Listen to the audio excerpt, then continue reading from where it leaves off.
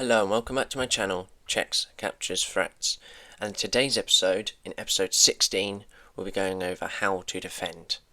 So hopefully you watched the last episode of how to attack. That was, now we're going over the opposite.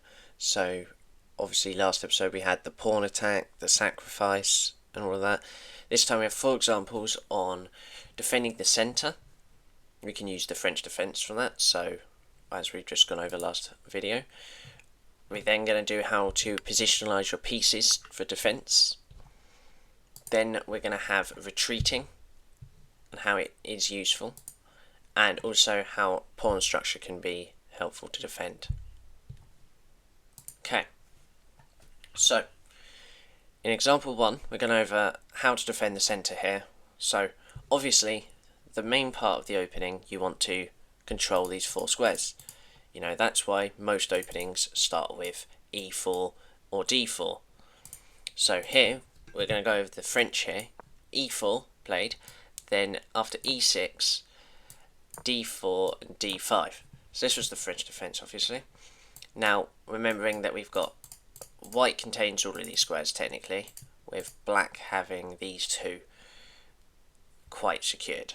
Now, this is where you get many of the scenarios where you might have the knight here protecting this pawn. You might have the knight here attacking this pawn and protecting this one. You might even have some stuff like attacking here. You might have to defend it. So you've got this scenario of that. Always try and defend the centre, because you've got that, you know, if you don't have the centre by the opening, you struggle. Now, there is openings that kind of give away the centre, but that's because you set up to win it in the centre in the middle game. But here, if you can just control it, you know, get your knights and bishops to protect or attack their pawns, you know, maybe get this bishop out soon if they're trying to do something, you know, to maybe stop a bishop coming in, or, you know, they might try and push their pawn soon. So you just got to try everything that can work to just affect their centre. It's always the main part. You know, if you can obtain it, you can create so much more, because obviously imagine a middle game without these 2 pawns here. If white was that much ahead, it would absolutely bulldoze through the black's defence. So hopefully you understand that you need to always protect the centre. Is a necessity. Now, in this second example, it's an even position. You know, this is started off from an e4 opening, so all castled, no one's won a piece yet or anything, but here it's quite cramped. You know, we've got a pin, you know, but other than that, it's not really that much. Now, what we do see here, though, is a strong bishop, and soon this queen probably coming in, with maybe even the knight and bishop later. So, if we really, it is really already protected, this king, but if we really need to protect it that much more, if you don't really like how maybe that they can get in with these pawns, they can push and everything, we can add another protector here by what is called positional play. This is where we're moving pieces into unconventional spots that in the end work to defend. So here, you know, you might think, oh, we could go to here or so and so, but really, here, knight f1. Now, this looks weird. At first, you're like, oh, it's just you know, it's blocking the rook and everything. Now the rook can't move, really. But after you see another move being played, you know, it can go to here now if it wants. It can try and attack these 2 squares. It could even go... Now, the main one here is g3. Because now, as we see, it's got that huge protection of the king now. These 2 knights will act as another barricade almost, seeing what they protect all over here. But also, you know, it's another layer of the pawns. It can attack everywhere. It helps the bishop move out the way, and it still contains, you know, you can attack with it. So positionalising it is always key, because it happens with most pieces. You can even, if this rook, you know, if you don't want to defend here, maybe you want to get this knight down here so that we can bring the knight over here now. You know, push this pawn now, or bring the knight in. So defending here, positionalising is key, because you get this almost, it can confuse the other team as well. They might be confused with what you're doing, but it it might also seem like you're wasting a few moves, but you're not really. I think you can gain that back. So sometimes you say you lose a tempo, you're losing the speed of play when you move stuff like this. If you're trying to go back, you know, you're kind of wasting a move to do that just to get to another spot. But in the long run, I think it much better for you to try and get into the position you need to, rather than having your piece stuck somewhere which can become a liability. The third example here is retreating.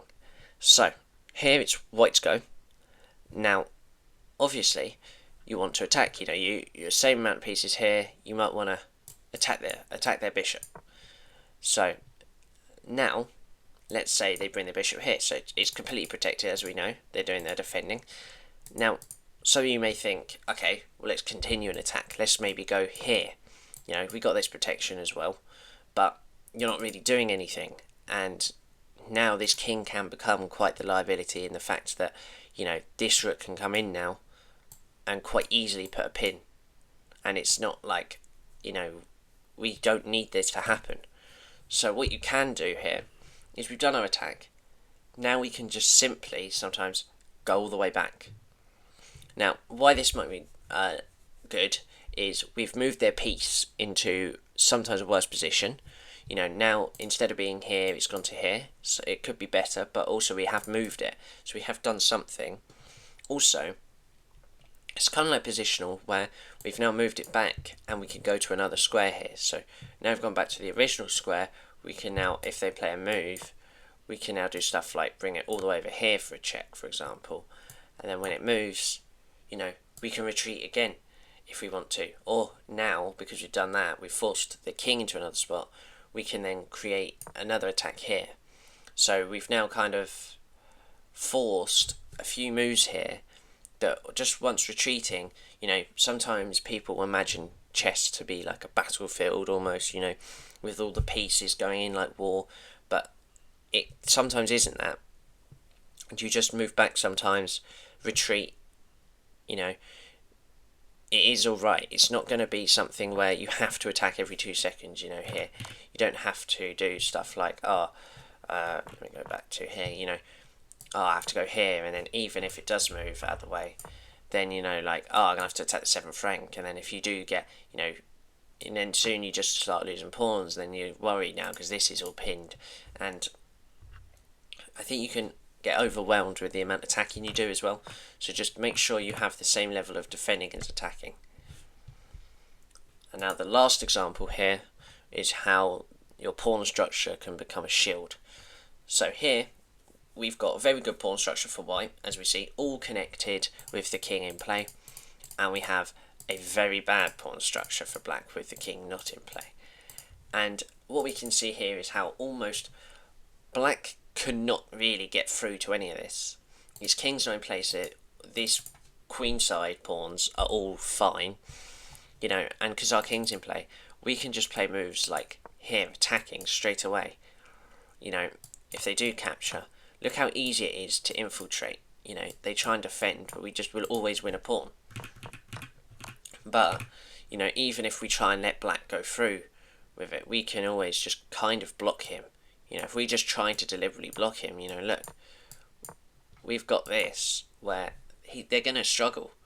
You know, they're going to have, they can't get through here at all. They can't get through here, and especially now, they literally can't get through anywhere here. Look, they can't get the king in this sort of position because the pawns, you know, we could even show you here. If he does try and get over, you know, look, and now he's blocked. So using the pawn structure, if you can ever end up in an endgame with a great pawn structure, it will always be beneficial because you kind of block the king from places that, you know, you would want. For example, now that we've blocked it, it's going to try and retreat and everything. We can now move forward. You know, if it captures, we're still moving forward. It tries to attack, but here we go. It's just simple stuff that we're able to infiltrate very easily because our pawns are so connected and together compared to all of their pawn islands, as we say from previous episodes. If we just go back to the complete beginning position, we have 1, 2, 3, I'll say 3 pawn islands with 2 double pawns and definitely some isolated pawns. So it's really not that good if you end up in a position like black, you're most likely gonna struggle from any position, even if you're like this in the middle game, with knights and bishops and so, they're just going to be able to get in quite quickly and easily. So that is it for today's video. Just to recap, the 4 examples we went over was defending the centre, so making sure we use our knights and bishops to protect our centre and how we can use that for the middle game. Second example, we went over how positionally you can move your pieces even onto the back rank, and still it will be good because then you can move it into nicer places for the middle game / end game. Then retreating, how you can just move back and create a new attack. It's always, if you don't like the attack you're doing after you've done it, just create another one and you're fine. And then last but not least, we got how the pawn structure, a good pawn structure can almost become a shield in how you're acting against such a bad pawn structure which has many cons to it. So that's where I'm at my video today. So thank you and bye bye.